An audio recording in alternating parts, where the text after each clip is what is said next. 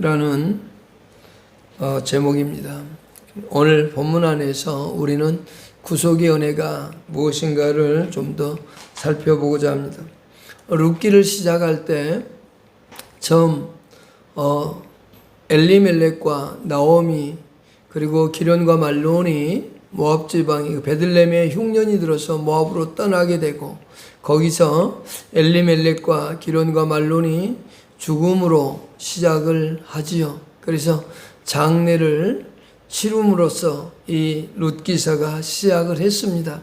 그러나 이제 룻기서의 마지막에 오면 한 쌍의 아름다운 결혼식과 그리고 다윗의 탄생까지의 모습을 우리에게 보여주고 있습니다.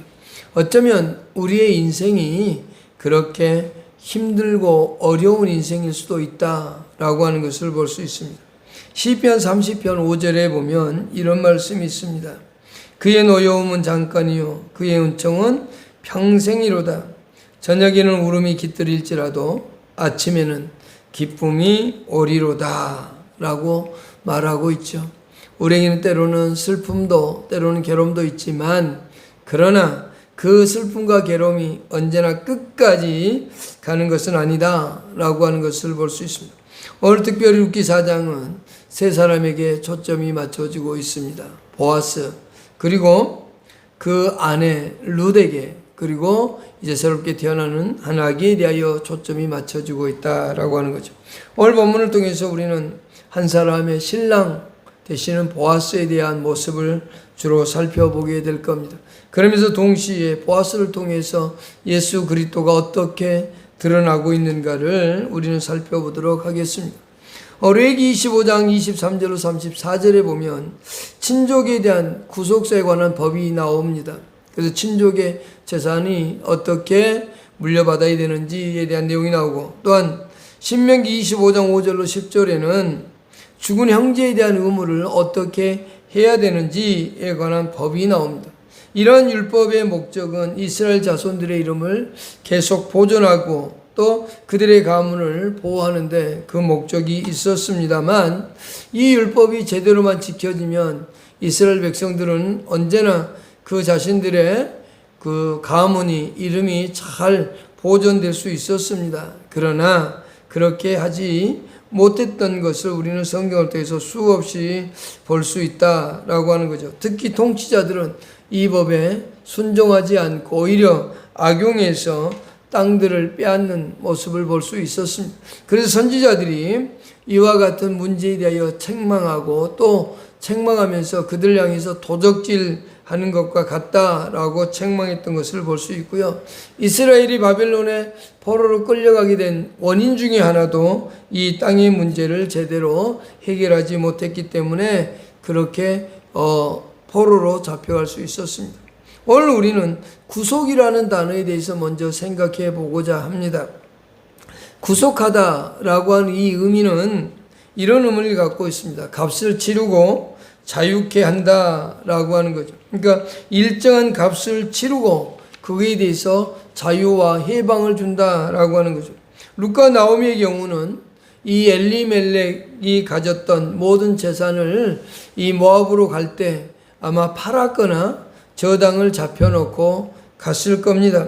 그러나 이제 엘리멜렉이 또 죽고 그 아들도 죽었기 때문에 그리고 지금 나오미와 룻만이 자기 고향으로 돌아왔기 때문에 이 재산을 다시 되찾고자 할 때에 찾을 능력이 그들에게는 실상은 없었다라고 하는 거죠. 그래서 이것을 이제 팔려고 하는데 도저히 그 나오미와 룻은 가나안에 살 수가 없으니 누군가에 팔아야 되는데 그 누군가가 바로 가장 가까운 친족이어야 된다라는 거지요. 그래서 그 친족 중에서 누군가가 값을 지불하고 사주어서 자유롭게 그것을 누리게 해야 된다는 거죠. 그러나 이것을 이제 영적인 면에서 우리가 구속적인 차원에서 생각해 본다면 모든 사람들은 다 죄 아래 있고 노예 안에 있다라고 할 수 있겠죠. 우리는 언제나 사탄의 지배 아래 살았고 세상이 요구하는 방식에 따라서 살아가던 우리 자신들이었다라고 하는 것은 에베소서 2장 1절로 3절에서 너무도 잘 가르쳐주고 있죠. 죄와 허물로 죽었던 너희, 그리고 2절에서는 세상 풍습을 따라가는 우리, 그리고 3절에서는 본질상 진노의 자녀라고 얘기했고, 요한복음 8장 34절에서는 죄를 범한 자마다 죄의 종이라고 했으며, 요한복음 8장 44절에서는 마귀의 자식이다 라고까지 우리에게 그렇게 말해주고 있다라고 하는 거죠. 그러니 우리는 죄로부터 해방될 수 있는 자격을 가진 사람은 단 한 명도 없다는 겁니다. 그러니 누군가가 와서 우리를 위해 구속을 해줘야 되는데, 그게 누구냐? 바로 예수 그리스도께서 이 땅에 오셔서 자기의 몸으로 자기의 생명을 들여서 우리를 구속해 주셨다라고 하는 것이 이제 성경에서 우리에게 가르쳐주고 있는 바고, 우리가 또한 그것을 믿는 겁니다. 마가복음 10장 45절 우리 다 같이 한번 찾아서 읽어보도록 하겠습니다. 마가복음 10장 45절과 마태복음 20장 28절에서 나오는 건데요, 똑같은 말입니다만 마가복음 10장 45절을 찾아서 읽어보겠습니다. 마가복음 10장 45절에 예수님께서 왜 이 땅에 왔는지 우리에게 잘 가르쳐주고 있습니다. 다 같이 읽겠습니다. 시작. 인자가 온 것은 받으람이 아니라 도리어 섬기려 하고 자기 목숨을 많은 사람의 대속물로 주려 함이라. 이렇게 돼 있고, 요한계시록 5장 9절도 한번 찾아서 읽어보십시다. 9절과 10절을 우리 읽어보겠습니다. 요한계시록 5장 9절과 10절입니다. 요한계시록 5장은 예수 그리스도를 찬양하는 부분입니다. 자, 5장 9절 읽겠습니다. 시작. 그들이 새 노래를 불러 이르되 두루마리를 가지시고 그 인봉을 떼기에 합당하시도다. 일찍이 죽임을 당하사 각 족속의 방언과 백성과 나라 가운데에서 사람들을 따로 사서 하나님께 드리시고, 10절입니다. 그들로 우리 하나님 앞에서 나라와 제사장들을 삼으셨으니 그들의 땅에서 왕노릇 하리로다 하더라. 예수 그리스도를 믿는 자들에게 해방시켜 주심에 대하여 설명해 주고 있다라고 하는 거죠.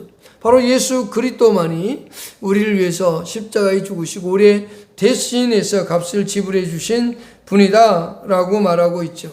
그래서 그 영적인 구속으로 얘기한다면 바로 예수 그리스도께서 우리의 값을 지불하시고 우리를 사서 하나님께 드리셨다. 그것을 무엇으로 샀느냐? 자기의 생명을 들여서 우리를 샀다라고 하는 것이 구속이라고 하는 단어의 의미입니다. 두 번째 우리가 생각할 것은 뭐냐면, 구속자가 될 수 있는 자격, 그러면 어떤 사람이 구속자가 될 수 있느냐 이거죠. 나오미와 룻에게 있어서 구속자는 바로 가까운 친척이어야 된다는 거죠. 그러니까 이스라엘 백성들에게 있어서 자기의 재산이나 자기를 구속하는 데 있어서 가장 가까운 친족이 1순위임을 우리에게 알려주고 있습니다. 레위기 25장 25절을 제가 읽어보겠습니다. 만일 내 형제가 가난하여 그 기업 중에서 얼마를 팔았으면 그의 가까운 기업 물을 자가 와서 그의 형제가 판 것을 물을 것이요 라고 확실하게 정해줬죠. 그러니까 자기의 가장 가까운 친족이 그 땅을 구속해 줘야만 됩니다. 이것이 오늘 보아스에게 주어진 숙제인데, 보아스가 해야 되는데, 근데 문제는 보아스에게 하나의 장애물이 있다는 거죠. 왜? 보아스보다 더 가까운 친족이 있다라는 거죠. 이것을 이제 보아스는 극복을 해야만 되는 문제가 하나 남아 있습니다. 그러나 우리가 이제 그것을 생각하기 전에 보아스가 예수 그리스도의 모형이라고 할 때 우리가 한번 생각해 보자고요. 예수 그리스도가 그러면 제일 먼저 가장 친족이 되어야 된다는 자격이 있어야 된다 그랬잖아요. 그러면 예수 그리스도는 우리와 친족 관계를 맺어야 되는데, 그것을 맺기 위해서 어떻게 했느냐? 히브리서 2장 14절과 15절 우리 찾아서 읽어보겠습니다.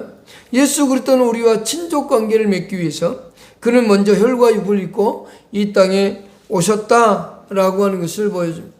그러니까 구속자가 되기 위해서는 가장 가까운 친족이 되어야만 된다라고 하는 것을 보여주고 있습니다. 자, 히브리서 2장 14절과 15절 보십시다. 시작. 자녀들은 혈과 육에 속하였으며 그도 또한 같은 모양으로 혈과 육을 함께 지니심은 죽음을 통하여 죽음의 세력을 잡은 자 곧 마귀를 멸하시며 또 죽기를 무서워함으로 한평생 미어 종노하는 모든 자들을 놓아주려 하심이라. 그러니까 예수님께서 우리와 똑같은 혈과 육을 가진 인간이 되신 이후 그가 구속자로서의 자격을 갖추기 위해서, 그래서 그는 친히 우리의 친족 관계를 맺기 위해서 이 땅에 육체로 오셨다라고 하는 거죠. 그래서 예수님이 이 땅에 몸을 입고 오셔서 우리와 가장 가까운 친족으로서 자신이 구속자의 자격을 갖추고 있죠. 또 하나의 자격은 뭐냐면 구속할 수 있는 값을 지불할 수 있는 능력이 있어야 된다는 거죠. 보아스가 그 룻과 나오미가 가진 땅을 살 수 있는 능력이 있어야 됩니다. 그것이 없다면 절대로 구할 능력이 없죠. 나오미와 룻은 자기들 스스로 그것을 살 수 있는 능력이 없었습니다. 그들은 가난했습니다. 그래서 그들을 자유케 해줄 수 있는 사람이 오직 보아스라고 생각을 했던 거죠. 그러니까 그 값을 지불할 수 있는 사람이 있어야 된다는 겁니다. 자기들이 가지고 있었던 땅을 사서 줄 수 있는 능력이 있어야 된다는 거죠. 그러면 우리 예수 그리스도께는 이러한 능력이 있었는가 살펴볼 필요가 있겠죠. 예수 그리스도는 이와 같은 우리 죄인들을 구속할 능력을 그는 가지고 있었다라고 성경은 분명히 얘기하고, 예수의 그리스도의 보혈로 우리를 샀다라고 성경은 얘기하고 있다라고 하는 거죠. 베드로 사도는 베드로전서 1장 18절과 19절에서 그렇게 말합니다. 찾아서 읽어보십시다. 베드로전서 1장 18절과 19절입니다. 베드로전서 1장 18절과 19절입니다. 베드로 사도를 통해서 말씀하고 있는데, 자 읽어보십시다. 같이 시작. 너희가 알거니와 너희 조상이 물려준 헛된 행실에서 대속함을 받은 것은 금이나 금같이 없어질 것으로 된 것이 아니요 오직 없고 점없는 어린 양 같은 그리스도의 보배로운 피로 된 것이니라 라고 말이죠. 그러니까 성도는 예수 그리스도의 피를 통해서 우리가 구원받았다라고 성경은 말합니다. 예수 그리스도의 피 흘리신 그 능력이 우리를 구원할 수 있는 능력이 예수에게는 있었다라고 얘기하고, 또한 에베소 1장 7절은 제가 그냥 읽어보겠습니다. 성도는 예수 그리스도 피로 말미암아 구원을 받았다라고 말하고 있는데, 우리는 그리스도 안에서 그의 은혜의 풍성함을 따라 그의 피로 말미암아 속량 곧 제사함을 받았다. 예수 그리스도를 통해서 저와 여러분들은 제사함을 받았다라고 말하죠. 그런데 우리가 이렇게 구원받은 예수 그리스도를 통해서 구원받을 수 있었던 이유는 뭐냐면, 그것은 디도서 2장 14절이 말씀해주고 있는데 찾아서 읽겠습니다. 디도서 2장 14절과 히브리서 9장 12절을 찾아서 읽어보도록 할 겁니다. 디도서 2장 14절에 자 읽어보십시다. 그가 우리를 대신하여 자신을 주심은 모든 불법에서 우리를 속량하시고 우리를 깨끗하게 하사 선한 일을 열심히 하는 자가 자기 백성에게 되게 하려 하심이라고 얘기하죠. 여기 그가 우리를 대신하여 자신을 주심은 이라고 되어 있죠. 그러니까 예수 그리스도께서 우리에게 자신의 모든 것을 주심은 그 이유는 뭐냐? 모든 불법에서 우리를 속량하고 우리를 깨끗하게 하셔서 선한 일을 열심히 하는 자기 백성이 되게 하는데 목적이 있다라고 얘기하죠. 그러니까 우리가 예수 그리스도를 통해서 구원받는 이유는 예수께서 자신의 모든 것을 들여서 우리를 값으로 샀다라고 말하고 있는 거죠. 고린도전서 6장 19절과 20절에도 그렇게 말합니다. 20절에 값으로 산 것이 되었으니 너희 몸으로 하나님께 영광을 돌리라 이렇게 말씀하고 있는데요. 바로 그 값을 지불하신 거예요. 근데 이것을 언제 줬냐? 단 한 번에 피 흘리신 제사를 통해서 이루었다라고 히브리서 9장 12절은 말합니다. 히브리서 9장 12절 보십시다. 성도를 위해 단 한 번의 영원한 구원의 값을 지불하셨다라고 말합니다. 자, 히브리서 9장 12절 염소와 시작. 염소와 송아지 피로 하지 아니하시고 오직 자기의 피로 영원한 속죄를 이루사 단번에 성소에 들어가셨다라고 말하죠. 그러니까 예수 그리스도께서 단 한 번의 사건을 통해서 십자가의 죽으심을 말미암아 영원한 속죄를 이루고 우리의 죄를 위해서 온전히 죽어주셨다라고 말합니다. 그래서 우리가 구원받았다라고 얘기하고 있다는 거죠. 세 번째 자격은 뭐냐면 그가 기꺼이 구속하려고 해야 된다라고 하는 거죠. 구속자가 가져야 될 자격 가운데 세 번째는 뭐냐? 반드시 그가 자원하고 원해야 되는 겁니다. 여기 보아스보다 더 가까운 친족이 있었습니다. 그에게 보아스가 물어봅니다. 당신이 나오미와 그리고 룻이 가지고 있었던 그 엘리멜렉이 가지고 있었던 재산을 당신이 물을 자격이 있는데 당신이 그것을 물으십시오 라고 했더니 그래 내가 물으겠습니다 라고 말을 해요. 그러나 그 시간이 지나서 보아스가 5절에서 이렇게 4절에서 그렇게 말하고 5절에서 보아스가 말을 해요. 설명을 해요. 그 엘리멜렉 재산뿐만이 아니라 엘리멜렉이 죽었기 때문에 이제 이방 여자인 룻도 말론의 아내였던 룻도 당신이 데려가서 포함시켜서 매매를 해야 됩니다 라고 말했더니 그렇다면 나는 안 할라겠소 라고 포기를 하죠. 왜냐하면 손해가 가니까요. 무슨 손해가 갈까요? 만일에 그와 결혼을 했단 말이에요. 룻과 결혼하게 되면 그의 가운데서 예를 들어 자식이 났다. 그러면 지금 물은 모든 재산은 그 자식에게 물러갈 뿐만이 아니라 자기가 가지고 있던 재산의 일부마저도 룻과 그 자식에게 주어야 되기 때문에 그러면 나는 안 하겠소. 그것은 내가 손해가는 일이니 나는 그것을 포기하겠다고 말하죠. 그러나 보아스는 어때요? 그렇다면 내가 그것을 하겠다. 당신이 포기했으니 나는 그 일을 행하겠다라고 말하죠. 그러니까 이 우리의 구속을 위해서 예수님이 자원하지 않았다면, 스스로 하나님의 말씀에 순종하지 않았다면, 스스로 십자가에 지는 것을 아시면서도 기꺼이 우리 인간의 구속을 이루고자 하셨던 그 예수 그리스도의 희생과 헌신이 있었기에 우리가 구원받을 수 있었다라고 하는 거죠. 이제 세 번째 생각할 것은 뭐냐면 크게 구속의 방법입니다. 구속의 의미를 살폈고 구속의 자격에 대해서 살폈고 이제는 구속의 방법에 대해서 우리 살펴보자 이 말입니다. 4장 1절에 이런 내용이 나오죠. 이제 보아스가 성문에 앉았습니다. 1절부터 본문의 내용을 통해서 보아스가 어떻게 룻과 그 나오미의 가족을 구속하는지를 잘 보여주고 있는데 거대 사유에서의 성문이 있습니다. 그 성문은 공식적인 법정과도 같습니다. 그곳에서 장로들이 참석해서 어떤 문제들이 있을 때 법적인 문제를 확정짓는 데 있어서 결정적인 역할을 한 장소가 바로 성문입니다. 보아스가 이제 성문에 올라가서 거기에 앉았다라고 돼 있죠. 그런데 그때 기업 물을 자, 가장 1순위인 기업 물을 자가 그것을 지나가고 있었어요. 그때 이 보아스가 아무개여 이리 올라오라고 얘기합니다. 그의 이름이 없습니다. 그런데 여기에도 하나님의 놀라운 섭리가 계속 주어지고 있다라고 하는 걸 볼 수 있죠.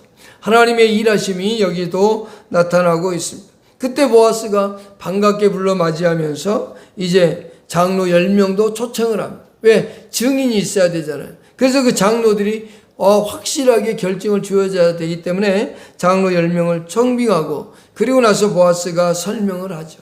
가까운 친족에게 엘리멜렉의 재산이 있는데 이것을 당신이 1순위니까 당신이 가져가고 싶으면 사가시오.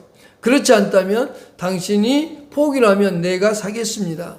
그러나 당신이 안 사고 나도 안 산다면 더 이상의 물을 사람이 없습니다 라고 얘기를 하죠. 그랬더니 그렇다면 4절 끝에 그러면 내가 물으겠습니다 라고 얘기를 해요. 그러나 5절 이하에 가면서 보아스의 설명을 듣고 그렇다면 내가 손해가 있을 것 같으니까 하지 않겠습니다 라고 이제 6절에서 그렇게 설명을 합니다. 나는 더 이상 손해가는 일을 하지 않겠다 이렇게 말을 하고 이 4장에서 이제 어떻게 보아스가 그것을 사가는지에 대해서 설명을 하죠. 그러면서 이제 마지막 살 때 증인 그 방법이 확증하는 방법이 신발을 벗어서 주는 겁니다. 그리고 증인들이 장로들이 이 땅은 앞으로 보아스의 재산이 된다라고 하는 것은 이제 확정 지어지고 있는 게 4장이죠. 이 4장의 주제는 크게 이렇게 말할 수 있습니다. 구속이라는 단어로 설명할 수 있어요. 여기 구속하다, 사다 또는 구매하다라고 하는 표현이 한 15번 정도 나옵니다. 이것은 값을 지불하지 않고는 절대로 일어날 수 없는 일입니다. 값을 지불해야만 일어나는 일들이기 때문에 이 4장에서 가장 중요하게 여기고 있는 것이 바로 구속이라는 거죠. 우리의 관점에서 볼 때 구원이라는 것은 예수 그리스도를 믿으면 구원을 받습니다. 너무 당연하죠. 그래서 사도행전 2장 21절 우리 한번 읽어보실까요? 뭐라고 되어 있는가? 사도행전 2장 21절 사도행전 2장 21절을 보겠습니다.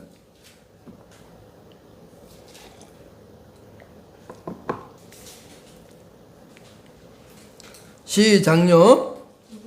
이 주의 이름을 부르는 자는 구원을 받으리라. 우리 입장에서 보면 구원은 너무도 쉽습니다. 예수 그리스도의 이름을 부르고 예수 그리스도를 믿음으로 받아들이면 되는 거예요. 그러나 하나님의 관점에서 보면 어떠느냐? 이 구원은 굉장한 값을 지불해야만 되는 일입니다. 그러니까 하나님께서 우리 한 사람을 구원하기 위해서 그 엄청난 값을 지불해야만 되는 거예요. 우리 인간은 그냥 주의 이름을 부르면 구원받는다 쉽게 받아들일 수 있지만 하나님은 이 역사를 이루기 위해서 예수 그리스도가 이 땅에 오셔야 되고 오셔서 말씀에 순종하는 삶을 살아야 되고 그리고 복음을 전파하고 고난당하고 십자가에 죽는 일까지 겪어야만 되는 값을 지불해야만 되는 그런 일들인 거죠. 이 나오미와 룻의 입장에서 보면 가만히 있으니까 보아스가 모든 걸 다 해결해 주잖아요. 그러나 보아스 입장에서는 보면 어때요? 많은 것을 지불해야 되는 그와 같은 일을 행해야만 되는 거죠. 우리는 그냥 간단하게 예수 믿으면 구원받아요 라고 생각을 합니다. 그러나 하나님의 입장에서 한 번만 생각해 보면 나를 구원하기 위하여서 하나님께서 치르신 그 값의 대가, 나를 구원하기 위한 하나님의 그 놀라운 은혜의 값, 엄청나게 큰 값을 지불하신 겁니다. 그러면서 우리는 구원을 받았습니다. 그러나 하나님의 뜻대로 사는 것이 예수님의 삶의 목표였고 목적이었습니다. 그래서 먹는 것보다 더 중요하게 여겼다고 요한복음 4장 34절에서 말씀하죠. 하나님의 뜻을 행하는 것을 그렇게 중요하게 여겼습니다. 이 보아스도 철저히 자기가 손해가는 일인 줄 알면서도 하나님의 뜻대로 행했더니 하나님께서 그에게 이렇게 귀하게 성경에 기록해 놓았다는 것. 확실하고 영원히 그리고 영광스럽게 보아스의 이름을 기록하고 후대에 알려주고 있다는 거죠. 예수 그리스도께서 행하신 일이 바로 그렇습니다. 동시에 우리가 이 땅에서 하나님의 뜻대로 살아갈 때 어떤 결과가 오느냐? 요한일서 2장 17절에서 우리에게 말해주고 있습니다. 요한일서 2장 17절을 찾아서 읽어보겠습니다. 우리가 이 세상을 살아가면서 하나님 뜻대로 살았을 때 어떠한 일들이 있는가입니다. 자, 이 세상도 그 정욕도 지나가되, 다 같이 읽겠습니다. 시작. 이 세상도 그 정욕도 지나가되 오직 하나님의 뜻을 행하는 자는 영원히 거하느니라 라고 되어 있어요. 보아스가 하나님의 뜻대로 살았더니 영원히 거하는 놀라운 영광 가운데 살게 되어진 거죠. 자, 그러면서 이제 그 구속을 그렇게 값을 주고 지불했다면 이제 매매의 확정을 짓는데 우리 룻기서 4장 7절과 8절을 한번 읽어보겠습니다. 룻기서 4장 7절과 8절로 돌아가서 읽어보십시다. 시작. 옛적 이스라엘 중에는 모든 것을 무르하나 교하는 일을 확정하기 위하여 사람이 그의 신을 벗어 그의 이웃에게 주더니 이것이 이스라엘 중에 증명하는 전례가 된지라. 이에 그 기업 물을 자가 보아스에게 이르되 내가 너를 위하여 살아하고 그의 신을 벗는지라. 이것이 신명기 25장 9절에 나오는 말씀을 인용한 겁니다. 신을 벗어서 값을 지불했다라고 하는 것을 증명하는 건데 원래 의도는 값을 물을 사람이 그것을 포기하고 그 책무를 다하지 않을 때 그 대상자가 되는 사람이 그 사람의 신을 벗기고 그 사람에게 침을 뱉어서 모욕감을 주는 겁니다. 그래서 1세기 때 요세푸스라고 하는 역사가가 이것을 기록할 때 룻도 그 기업물을 첫 번째 기업물을 사람에게 신발을 벗기고 침을 뱉었다라고 기록을 했습니다. 그러나 여기서 말하고자 하는 것은 그런 의미가 아닙니다. 신을 벗었다라고 하는 의미는 자기 재산의 모든 소유권을 포기한다, 양도한다라고 하는 의미를 가지고 있는 행위입니다. 그러니까 기업 물을 자가 내가 더 이상은 이거에 대해서 재산에 대한 소유권이나 어떤 것을 요구하지 않겠습니다. 내가 모든 걸 다 포기할 테니 당신이 사십시오라고 포기해주고 있다라고 하는 거죠. 그래서 신발을 벗어서 증명해주고 여기에 대해서 이제 9절과 10절에서 장로들이 확증을 지어줍니다. 9절과 10절을 읽어보십시다. 보아스가 장로들과 모든 백성에게 이르되 내가 엘리멜렉과 기론과 말론에게 있던 모든 것을 나오미의 손에서 산 일에 너희가 오늘 증인이 되었고, 또 말론의 아내 모압 여인 룻을 사서 나의 아내로 맞이하고 그 죽은 자의 기업을 그의 이름으로 세워 그의 이름이 그의 형제 중과 그곳 성문에서 끊어지지 아니하게 하며 너희가 오늘 증인이 되었느니라. 이렇게 말씀하고 있죠. 그래서 모든 것을 이제 보아스가 다 해결해 냈다라고 하는 거죠. 오늘 우리의 구속의 사건도 마찬가지입니다. 예수 그리스도께서 저와 여러분들을 구속하기 위해서 십자가의 모든 고난을 다 짊어지셨고 죽으셨고 우리를 구속했다라고 하는 거죠. 그래서 예수 그리스도를 통해서 우리가 구원의 은혜를 받았고 구원의 역사에 동참한 자가 되었다라고 하는 겁니다. 그러나 여기 예수님과 보아스가 모형으로서의 비교될 때 대조되는 면도 있습니다. 오직 다 똑같이 모든 것을 다 보여준 건 아닙니다. 대조되는 면이 몇 가지 있는데, 첫 번째, 예수님은 자신을 주심으로 우리들을 사셨다라고 한다면 이 보아스는 자신의 재산을 주고 자기의 부인을 샀다라고 할 수 있고요. 또한 예수는 엄청난 고난과 죽음을 통해서 저와 여러분들을 사서 하나님의 자녀로 삼으셨다면 이 보아스는 고난과 죽음을 당하지 않았다는 거고, 또 하나는 보아스는 경쟁자가 있었으나 예수 그리스도는 경쟁자가 없었다라고 하는 거죠. 동시에 우리 그리스도인들은 그리스도의 이름을 영화롭게 하며 살아간다면 이 보아스는 죽은 자의 기업을 삼으로 인해서 그 룻의 신부 룻과 그 나오미의 가족으로부터만 인정을 받았지만 예수 그리스도는 우리 그리스도인들로부터 늘 그의 이름이 영화롭게 되어지기를 바라면서 우리가 그 이름을 영화롭게 하며 살아가는 존재가 되었고, 또한 이 보아스가 땅을 산 사건에 대한 증인이 10명이었다면 예수 그리스도께서 구원에 이루신 모든 것에 대한 증인은 하늘과 그리고 성령과 하나님의 말씀으로부터 증인이 되어지고, 또한 구원받은 사람들이 다 증인이라는 사실을 우리에게 알려주고 있죠. 이와 같이 예수 그리스도께서는 바로 그의 신분을 사신 후에 모든 것을 이루고 하나님 보좌 우편에 앉으셨다라고 하는 것을 우리는 기억할 필요가 있다라고 하는 거죠. 그래서 예수님께 십자가상에서 마지막으로 하셨던 말씀이 7가지 있는데 그 중에 하나가 뭐예요? 다 이루었다입니다. 우리를 사기 위하여 행하신 모든 구원과 구속의 사건을 다 이루시고 천국에 입성하셨다라고 하는 겁니다. 오늘 저와 여러분들은 이것을 잊어서는 안 됩니다. 예수께서 나를 위해 사기 위하여 십자가에서 그 고난과 죽음, 우리는 그냥 쉽게 구원이라는 것을 받아들이지만 하나님의 입장에서 그 구원을 이루기 위하여 행하신 엄청난 대가를 우리는 늘 마음에 새겨야 된다는 겁니다. 하나님께서 우리를 그토록 사랑한 존재, 그 사랑을 받은 존재가 바로 저와 여러분입니다. 그러기에 이 땅에 살아가는 성도 모두가 다 존귀한 겁니다. 여러분 스스로가 존귀하고 여러분 사이에 있는 모든 사람이 다 존귀한 것을 잊지 않고 살아가시기를 축복합니다. 기도하십시다. 아버지